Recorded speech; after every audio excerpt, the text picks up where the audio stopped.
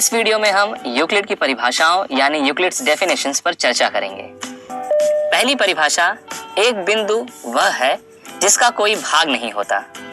यहाँ उन्होंने भाग को परिभाषित नहीं किया है। दूसरी परिभाषा है, एक रेखा चौड़ाई रहित लंबाई होती है, यानी रेखा की कोई चौड़ाई नहीं होती, पर यहाँ लंबाई और चौड़ाई को भी परिभाषित नहीं किया गया है। तीसरी परिभाषा है, एक रेखा के दोनों सिरे बिंदु होते हैं, यानी जहां रेखा खत्म होती है उसे बिंदु कहते हैं। चौथी परिभाषा कुछ इस तरह से है, एक सीधी रेखा ऐसी रेखा है जो स्वयं पर बिंदुओं के साथ सपाट रूप से स्थित होती है, यानी हम ऐसा कह सकते हैं कि अनेक बिंदुओं को मिलाने पर एक रेखा बनती है। पांचवी परिभाषा यह है कि एक पृष्ठ वह है जिसकी केवल लंबाई और चौड़ाई होती है, यानी हम कह सकते हैं कि पृष्ठ की कोई मोटाई नहीं होती। छठवीं परिभाषा कहती है कि पृष्ठ के किनारे रेखाएं होती हैं, किनारे यानी परिसीमाएं। और सातवीं परिभाषा कहती है, एक समतल पृष्ठ ऐसा पृष्ठ है जो स्वयं पर सीधी रेखाओं के साथ सपाट रूप से स्थित होता है, यानी हम कह सकते हैं कि पृष्ठ पर अनेक रेखाएं स्थित होती हैं। यदि मैं कहूं, रोहन के पास जितनी किताबें हैं उतनी ही किताबें सोहन के पास भी हैं, और सोहन के पास जितनी किताबें हैं उतनी ही किताबें मोनू के पास भी हैं। दोस्तों, क्या इस कथन से हम रोहन और मोनू के बीच कोई संबंध बता सकते हैं? देखते हैं। मान लीजिए रोहन के पास किताबों की संख्या x है, सोहन के पास किताबों की संख्या y है और मोनू की किताबों की संख्या z है। कथन के अनुसार रोहन के पास जितनी किताबें हैं उतनी ही किताबें सोहन के पास भी हैं, यानी हम कह सकते हैं कि x y के बराबर है। और दिया है कि सोहन के पास जितनी किताबें हैं उतनी ही किताबें मोनू के पास भी हैं, यानी y z के बराबर है। ध्यान दीजिए, यहाँ x y के बराबर है और z भी y के बराबर है। दोस्तों, यूक्लिड का पहला अभिगृहित यही कहता है कि वे वस्तुएं जो एक ही वस्तु के बराबर हो वह एक दूसरे के भी बराबर होती हैं, इसलिए यहाँ x और z बराबर होंगे, यानी हम यह कह सकते हैं कि रोहन के पास जितनी किताबें हैं उतनी ही किताबें मोनू के पास भी हैं। यूक्लिड का दूसरा अभिगृहित यह है कि यदि बराबरों को बराबरों में जोड़ा जाए तो पूर्ण भी बराबर होते हैं, यानी यदि a b के बराबर है और c d के बराबर है, तो अगर हम a में c को जोड़ें और b में d को, तो a धन c बराबर होगा b धन d के। यदि यहाँ धन के स्थान पर ऋण हो, यानी इन्हें जोड़ने के बजाय हम घटाएं, तो क्या होगा? दोस्तों, थोड़ा सोचिए, क्या तो भी ये बराबर होंगे? जी हाँ। यूक्लिड का तीसरा अभिगृहित यह है कि यदि बराबरों में से बराबरों को घटाया जाए तो शेषफल भी बराबर होते हैं, यानी a ऋण c b ऋण d के बराबर होगा। यूक्लिड के चौथे अभिगृहित के अनुसार वे वस्तुएं जो परस्पर संपाती होती हैं वे एक दूसरे के बराबर होती हैं। संपाती यानी सर्वसम, या फिर कह लें कि एक ही हो तो वो एक दूसरे के बराबर होती हैं। जैसे कि रेखा AB रेखा BA के बराबर है, क्योंकि यह दोनों नाम एक ही रेखा को दर्शाते हैं। और इस त्रिभुज में ABC में कोण BAC बराबर है कोण CAB के, क्योंकि यह दोनों नाम एक ही कोण को दर्शा रहे हैं। यूक्लिड के पांचवें अभिगृहित पर आने से पहले एक आसान सा प्रश्न देखते हैं। बताइए, हमारे देश भारत में कुल 28 राज्य हैं, यानी भारत को 28 राज्य में विभाजित किया गया है। यदि हम इसमें से एक राज्य को देखें, जैसे महाराष्ट्र को देखें, तो निश्चित है यह भारत से छोटा होगा, क्योंकि यह भारत का केवल एक भाग है। जी हाँ दोस्तों, यूक्लिड अपने पांचवें अभिगृहित में भी यही कहते हैं कि पूर्ण अपने भाग से बड़ा होता है। यदि हम यहाँ भारत को A मान लें और महाराष्ट्र को B और बाकी बचे 27 राज्यों को C, तो हम A को कुछ इस तरह लिख सकते हैं, A बराबर B धन C।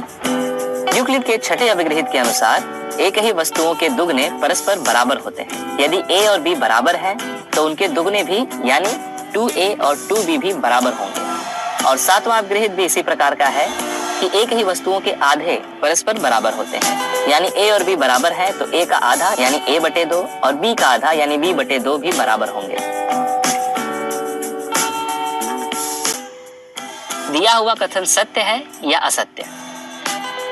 इसमें त्रिभुज ABC त्रिभुज PQR के बराबर है और त्रिभुज PQR त्रिभुज MNO के बराबर है। यूक्लिड के पहले अभिगृहित के अनुसार वे वस्तुएं जो एक ही वस्तु के बराबर हों एक दूसरे के बराबर होती हैं, इसलिए त्रिभुज ABC त्रिभुज MNO के बराबर होगा और यह कथन सत्य है।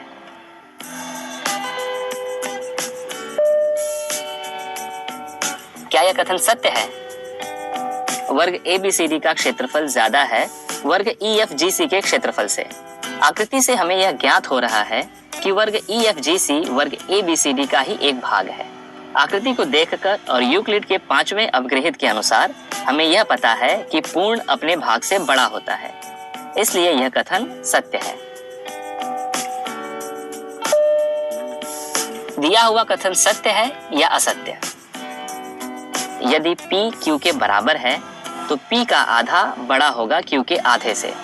यूक्लिड के 7वें अपग्रहित के अनुसार एक ही वस्तुओं के आधे परस्पर बराबर होते हैं। यहाँ P/2 बराबर होगा Q/2 के, इसलिए यह कथन असत्य है। क्या यह कथन सत्य है? कथन को ध्यान से पढ़ें। रवि के पास जितने रुपए हैं उतने ही अवनी के पास भी हैं। रवि ने 5 रुपए की चॉकलेट खरीदी और अवनी ने भी 5 रुपए की चॉकलेट खरीदी। अब दोनों के पास बचे पैसे बराबर होंगे।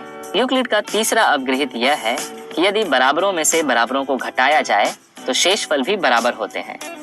रवि और अवनी के पास बराबर रुपए थे, उन्होंने बराबर रुपए खर्च किए तो निश्चित है उनके पास बचे रुपए भी बराबर ही होंगे, इसलिए यह कथन सत्य है। दिया हुआ कथन सत्य है या असत्य? कोण FGH कोण HGF के बराबर नहीं है। आकृति को ध्यान से देखें तो यह दोनों नाम एक ही कोण को दर्शाते हैं। यूक्लिड के चौथे अपग्रहित के अनुसार वे वस्तुएं जो परस्पर संपाती होती हैं एक दूसरे के बराबर होती हैं, इसलिए यह दोनों कोण बराबर होंगे और यह कथन असत्य है। तो चलिए सबसे पहली अभिधारणा से शुरू करते हैं। एक बिंदु से एक अन्य बिंदु तक एक सीधी रेखा खींची जा सकती है। दोस्तों चलिए हम एक बिंदु से शुरू करते हैं और देखते हैं कि एक बिंदु से होकर जाने वाली हम कितनी रेखाएं खींच सकते हैं। हम ऐसी अनगिनत रेखाएं खींच सकते हैं। अब यही प्रक्रिया हम दो बिंदुओं को लेकर करेंगे, यानी अब हम ऐसी रेखाएं खींचेंगे जो इन बिंदुओं से होकर गुजरती हो। अब बताइए हम ऐसी कितनी रेखाएं खींच सकते हैं? दो बिंदुओं से होकर केवल और केवल एक ही सीधी रेखा खींची जा सकती है, और अगर हम कोई और सीधी रेखा खींचने की कोशिश भी करें तो वह संभव नहीं है। अगर हमने खींची भी तो वह सीधी रेखा नहीं बल्कि वक्र यानी कर्व होगा। अब इस अभिधारणा को यूक्लिड ने अपने कई कार्यों में दिखाया है। चलिए अब समझते हैं दूसरी अभिधारणा। एक शांत रेखा यानी टर्मिनेटेड लाइन को अनिश्चित रूप से बढ़ाया जा सकता है। दोस्तों क्या आप बता सकते हैं कि एक शांत रेखा किसे कहते हैं? हम जानते हैं कि रेखा यानी लाइन सीधी और कभी न समाप्त होने वाली बिंदुओं की श्रृंखला है, और रेखा को हम इसके दोनों ओर इस तरह बाण या तीर के निशान से दर्शाते हैं। और वहीं रेखा का एक भाग जिसके दोनों ओर कोई निशान या प्रतीक नहीं होता, जो बिंदु पर ही समाप्त होती हो, उसे हम रेखाखंड यानी लाइन सेगमेंट कहते हैं। और इसी रेखाखंड को पहले शांत रेखा के नाम से जाना जाता था। यूक्लिड की अभिधारणा के अनुसार किसी रेखाखंड को अनिश्चित रूप से बढ़ाया जा सकता है, यानी इसे छोटे रेखाखंड से बड़े रेखाखंड या ऐसे ही बढ़ाते रहने से रेखा के रूप में देखा जा सकता है, यानी एक छोटे से रेखाखंड को रेखा में बदला जा सकता है। तीसरी अभिधारणा रेखा से हटकर वृत्त की ओर बढ़ती है। तीसरी अभिधारणा के अनुसार किसी को केंद्र मानकर किसी त्रिज्या से एक वृत्त खींचा जा सकता है। यह अभिधारणा एकदम सीधे सीधे कहती है कि किसी को भी केंद्र यानी सेंटर मानकर अगर हम त्रिज्या यानी रेडियस लें तो हम वृत्त खींच या बना सकते हैं। दोस्तों आप इस अभिधारणा को ध्यान में रखते हुए एक पेपर पर प्रकार की सहायता से वृत्त बनाएं। आप देख पाएंगे कि हम अनगिनत वृत्त बना सकते हैं। बढ़ते हैं अगली अभिधारणा की ओर। सभी समकोण एक दूसरे के बराबर होते हैं। दोस्तों यह समझने के लिए काफी आसान है। समकोण का माप 90 अंश होता है, तो अगर यह कोण दो भुजाओं या रेखाओं से बनी हुई है या किसी त्रिभुज के अंदर होंगी, वह 90 अंश ही है। इसीलिए यूक्लिड ने कहा कि सभी समकोण एक दूसरे के बराबर होते हैं। दोस्तों अगली अभिधारणा समझने के लिए हमें अपना ध्यान थोड़ा और बढ़ाना होगा। यह है वह अभिधारणा।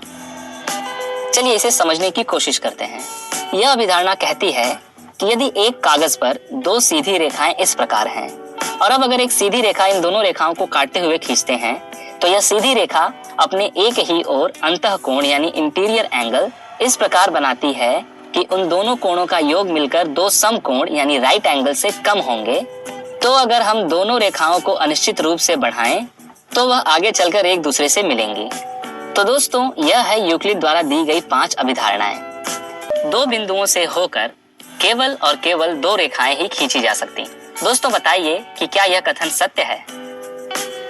हमने अपने पिछले वीडियो में देखा कि एक बिंदु से होकर अनगिनत रेखाएं खींची जा सकती हैं और दो बिंदुओं से होकर केवल और केवल एक ही रेखा खींची जा सकती है। लेकिन दो बिंदुओं से होकर अनगिनत वक्र यानी कर्व खींचे जा सकते हैं जो सीधी रेखाएं नहीं होती हैं, यानी यह कथन असत्य है। यदि किसी रेखाखंड के दोनों छोरों को केंद्र मानकर अलग अलग त्रिज्या वाला चाप इस प्रकार मारा जाए कि वे एक दूसरे को प्रतिच्छेदित करें, तो इस प्रतिच्छेदन बिंदु और रेखाखंड के दोनों छोरों को जोड़ने से बना त्रिभुज विषम बाहु त्रिभुज यानी स्केलीन ट्रायंगल होगा। क्या यह कथन सत्य है?